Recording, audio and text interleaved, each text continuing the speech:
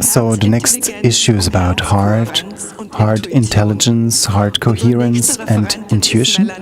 Our next speaker is Melanie Grimm, here from Bavaria. She lives right at the Ammersee, a wonderful woman who has a lot of experience, who has mastered many challenges in her personal life. She's a coach, she is an author. And what I personally found fascinating is that she has a great love, a deep connection to her cat. Her cat's name's Tilo, which is interesting for me because cats are beings who react immediately on to our heart energy. So I would like to ask Melanie to come on stage. Schauen wir mal. Ja, gut. Dann werden wir noch uns ein bisschen Geduld müssen. Melanie, schön. Danke, dass du da bist.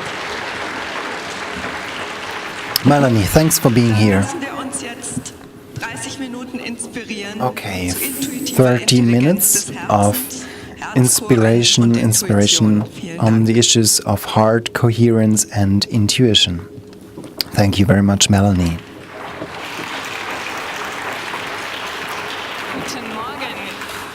Good morning.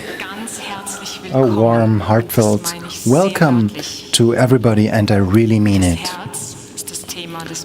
Heartful welcome, because the heart is what moves me, is the topic we are talking about now. Actually, my cat should be here with you, because he's the real coach, and I think he knows it. If you ask my cat, what's actually your mission, your task here on this planet, he would say, I'm here to inspire people, human beings, to take a deep breath, to be present in this moment. So, sorry for this wrong photograph. There should be actually my cat. He's the real teacher. If people ask what I do for a job, for work, I said I'm a heart specialist. And then they ask me, "Oh wow, you're a cardiologist, you're a surgeon." And I said, "No, not in a physical sense, but in an energetic, spiritual sense, which goes beyond." Okay, technical problem. I'm sorry. Can you hear me now? Maybe you know the story of the little prince. The essential can only be seen with the heart. It is not possible to see with the eyes. And I would even say that you can only listen with your heart, because what is essential, what is crucial, you cannot hear it with your physical ears, but only with your heart. I so want to invite you just for these 2 days to be present with your heart, to listen with your heart, to feel with your heart, to hear and to see with your heart. You may say, yeah, that sounds nice, and the little prince, and yes, of course, but what does that have to do with real life and with science and facts? Or maybe you would say, well, heart, that's nice, but isn't the brain as important? And yes, you're right. But what about joint venture? What about connecting heart and brain? So we have a business aspect, huh? We have a few people coming from business today. So now the important question is, how do we connect heart and brain? We can only do this when we are present, here and now.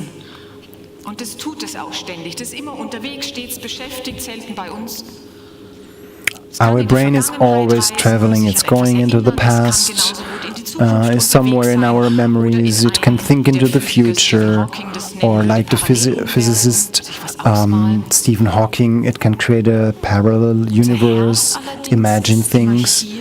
But our heart is always here and now. So this is the only place, if you want, where heart and brain can meet in the present moment. Would you like to try that? Would you like to make an experience? So if you want to, I'd invite you to close your eyes just for a moment, or leave your eyes open with a soft glance, without focusing anything. Then you direct your attention towards your heart. You focus on your heart.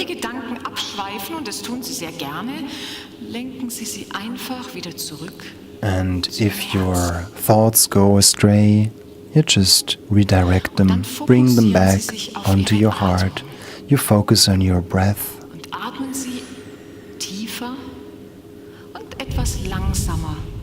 So breathe somewhat deeper and slower than you would usually do in your everyday life. If you want, then imagine that you inhale and exhale through your heart. Even though this is anatomically, physically not possible, you can still imagine it. And it can help to focus on your heart. I love to call this state heart presence, this mode of being. And with just a little bit of practice, of training, you can easily do both. On the one hand, feel yourself, be in touch with yourself, be centered, be aware, and share a part of your attention with anything that goes around you, that happens around you. We've raised the interesting question today: what is intuition? And for me, the question that interests me is what has intuition to do with heart and brain? So let's make it short. There is no real answer. There is no just one singular definition for intuition. There are so many different descriptions in science, in literature, on the internet, on what intuition is or is supposed to be. And of course, everybody has his or her personal answer. Many people, like Alfred said this morning, many people think intuition is gut feeling. But for me, it's something different. For me, intuition is not it's not the same as our gut feeling. So what is intuition then for me? And before we look at the definition, our personal definition of intuition, how would you grade it on a scale from 0 to 10? How good is your intuition? Spontaneously, without thinking about it. Who's better than 5 in the audience? Oh wow, that's good. So I can go home. Great. Now let's come to a really fascinating question. Who of you knows situations in your everyday life when you think, oh wow, I've had these intuitions. Oh, I had known it actually. I felt it. Who knows this? Okay, a few hands. And who's angry? Who's angry with him or herself if you haven't listened to your intuition? So for me, it's important not only to explore how can I receive intuitive impulses, but also how can I trust and follow my intuitive impulses. So this needs some practice, and some trust, a certain degree of trust in yourself. So, what is this gut feeling before we go back to intuition?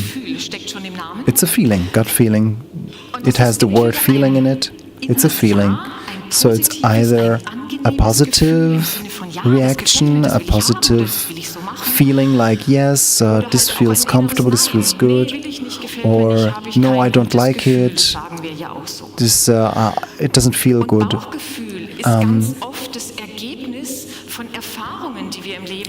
And this gut feeling has an aspect of past experiences. It's like our past memories.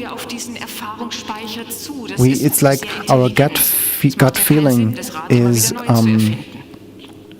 is checking our past experiences and helps us to decide yes or no in our everyday life.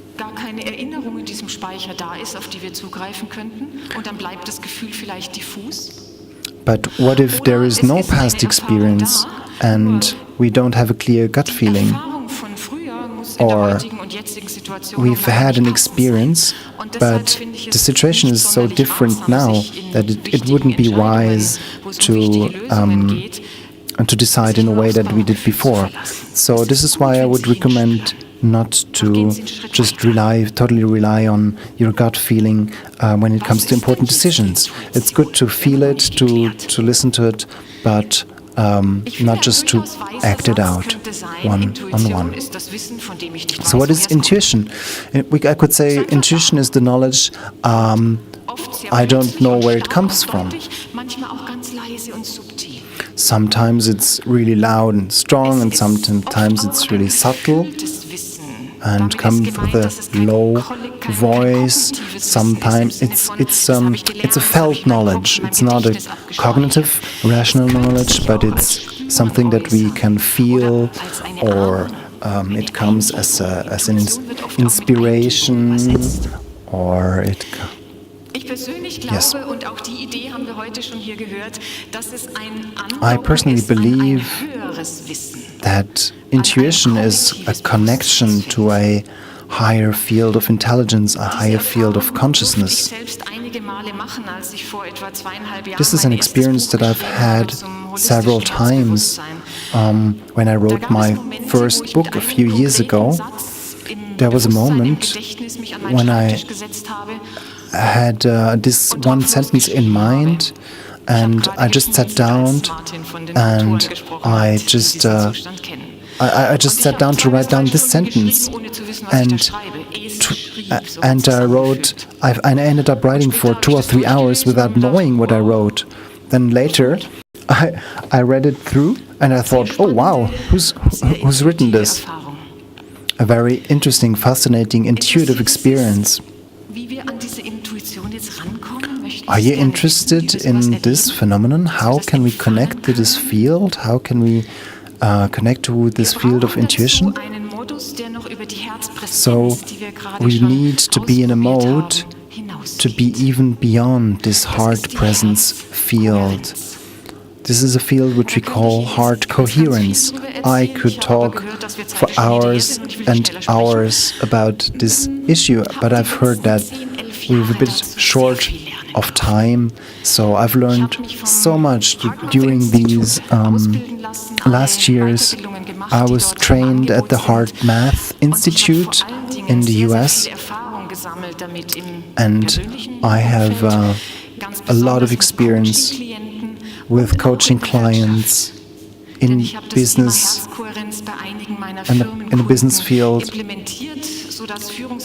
So I implemented heart coherence. I helped business leaders to implement heart coherence into their business. Wenn Sie mehr dazu erfahren wollen, morgen Nachmittag gibt es den Workshop Herzkohärenz verstehen und anwenden. Ich freue mich, wenn Sie da sind. So, tomorrow afternoon there will be the workshop Heart Coherence and Beyond, and I would welcome you to be there. Well, heart coherence is not a term that we use in our everyday life. Maybe we have the one or other physicist in the audience, because coherence is a term they would well understand. It's a state of balance, of harmony in a system. when we are talking about the heart, we're talking about a harmonious heart rhythm. Our heart is not always in harmony, and it doesn't have the same rhythm all the time. This would actually be deadly for us. No, the heart beats sometimes faster, sometimes slower, so it needs to alternate its rhythm. The ancient Chinese medicine practitioners in ancient China, they said that when the heart is beating always at the same rate, death is at the door. So it is really essential that our heart has this adaptability, this variability.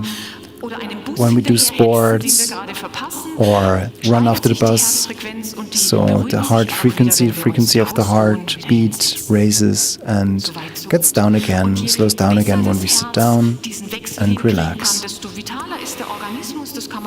And the easier the heart goes through this variability, the healthier the heart is.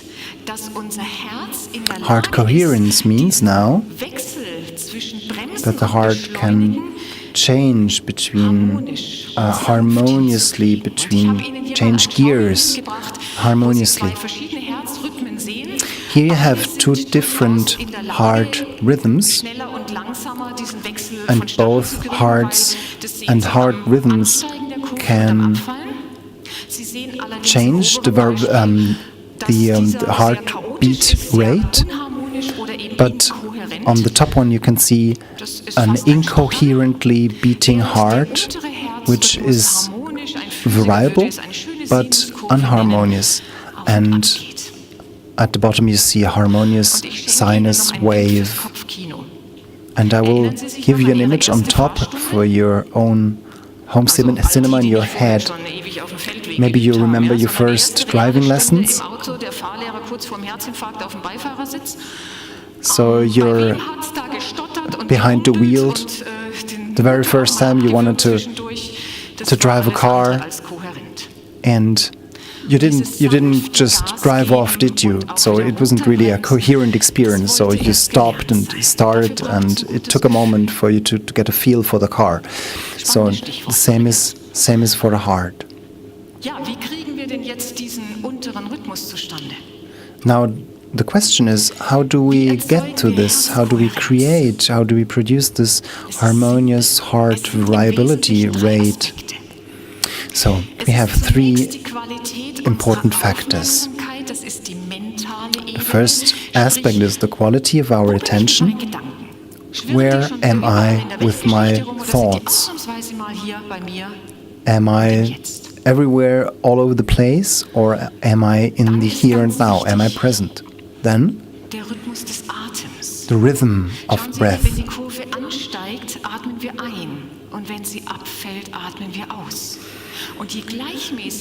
So we breathe, the deeper and the more harmoniously we breathe, the easier the heart gets coherent. The decisive factor is actually our emotional direction. Are we able to feel, to consciously create a light feeling of well-being and to be in it, to live in it? Okay, so that's what we need the heart for, right? I'll just immediately invite you to try this. You may have noticed that the heart presence we've talked about just a minute ago is the first step. And now we know, because we measure it, the more intense we can feel, the deeper we can go into coherence, into this harmonious state of balance. Who is just, if we're frustrated, if we're angry, if we're desperate, we're far away from a harmonious, coherent heart state. So this is why I would invite you to close your eyes or to soften your glance, to direct your attention, redirect your attention from the outside world inside of you towards your center, your heart, your being, to the central spot, the central place of your being. Take a moment to arrive in your center and breathe.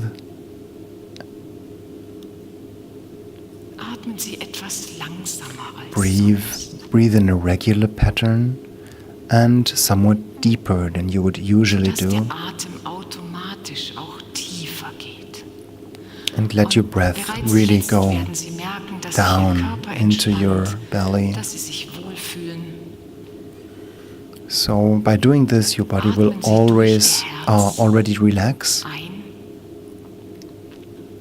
Breathe deeply. Inhale through your heart and exhale through your heart area. Inhale and exhale. Und wenn Ihr Atem jetzt ganz von alleine fließt, sodass Sie ihn nicht mehr bewusst forcieren. And now that your breath is just flowing naturally, without you having to use force, ein schönes Gefühl aufsteigen. Let a beautiful feeling arise in your heart, a good feeling arise in your heart. Es könnte ein Gefühl von Freude sein, vielleicht Vorfreude, was hier noch alles kommt. Could be a feeling of joy, maybe Sie gehen noch ein Stück tiefer. anticipation of Dann what ist es will ein Gefühl von come Liebe today oder and tomorrow. Zuneigung. Maybe it's a feeling of love, of appreciation, of affection for something or somebody. Ein Haustier haben. Just a little hint for all those Einfach in Gedanken ihre Katze who have a oder pet. ihren Hund. Und alle Just Tierbesitzer stroke wissen, dass wir your dadurch cat ganz or stroke schnell your dog. runterfahren. Wir sind im Hier und Jetzt. Imagine you were Wir sind in einem stroking your freudigen inneren Erleben. petting your dog or cat, because you know this will really get you down. Oder vielleicht reisen Sie innerlich an einen Ort, wo Sie sich gerne aufhalten, ein Kraftplatz, wo Sie auftanken. Maybe you're traveling with your imagination, you're going to a power spot, your favorite place out in nature. Und Sie atmen weiter durch Ihr Herz ein und aus. And you keep inhaling and exhaling through your heart. Und auch wenn Sie jetzt gerne noch ganz lang in diesem wunderschönen Modus bleiben möchten, das unterstelle ich Ihnen jetzt einfach mal. And even if you may wish to stay for a long time in this beautiful state or in this beautiful feeling, I'd ask you to come back with your attention, to come back here. So what has all of this to do with the connection between heart and brain? So let's look at science here. When we are talking about heart coherence, we always have a brain coherence which is linked to it, because the heart and the brain are in permanent communication with each other through the nervus vagus. The heart is communicating via or through this heart-brain axis, and there is immense exchange of information between heart and brain. What I find interesting is that 80% of all the information is flowing from the heart to the brain, and only 20% of the information is flowing from the brain to the heart. So what happens in our brain? I could talk a lot about this, which I will go more into detail during the workshop, but here we can just briefly say that when the heart is sending, when our heart is not coherent, then we cannot be creative, we cannot be intuitive, we are all caught up in our old patterns. So the only outcome is chaos, actually. Auch die Hirnfunktionen. Und das bedeutet, dass unser So this is why the heart-brain coherence is so important. When heart and brain are coherent, then we have access to the prefrontal cortex, which helps us to think creatively, to think positively, to think intuitively, and to come up with solutions. So if we want to take a good decision in our business life, in our private life, we need heart-brain coherence. I find it really interesting that scientists discovered, neurocardiologists discovered a heart-brain. These are about 40,000 nerve cells in the heart, on the heart, which are identical to the brain cells. This means that our heart has its own intrinsic, highly sensoric nervous system. This henceforth means that it has its own intelligence, independently from the big brain. It can learn. It's able to learn, to memorize, to recall. We do know by now that the heart is also an organ of perception, besides the ears, the eyes, and so on. We know that the heart receives information from the environment, and that it's sending information to the brain. And you can imagine that this flow of information is different if we are in a coherent, respectively in an incoherent state. And what I find really interesting is that our heart knows what is going to happen about 6 seconds before it happens. So thank you, Martin, you mentioned this already before. Our heart is like an antenna which can connect with energy fields, with information surrounding us. We all know stories about a woman, about a mother who knows intuitively or feels or whatever if her husband or her son has died in war. This is intuition too. And the heart also communicates through an electromagnetic level. So the heart is a generator, a generator of electricity. It produces so much electrical power actually that we could light a small LED bulb with it. So this electromagnetic field of the heart is the strongest. It's in our human body. It's 5,000 times stronger than our brain. So the electromagnetic heart field forms a torus. A torus is a field that looks a bit like a donut.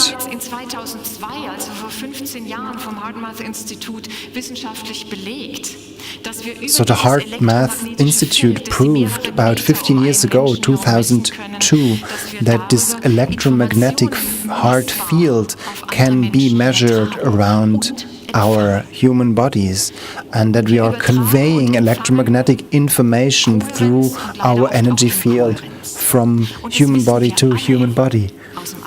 And it makes a huge difference whether we are coherent or incoherent.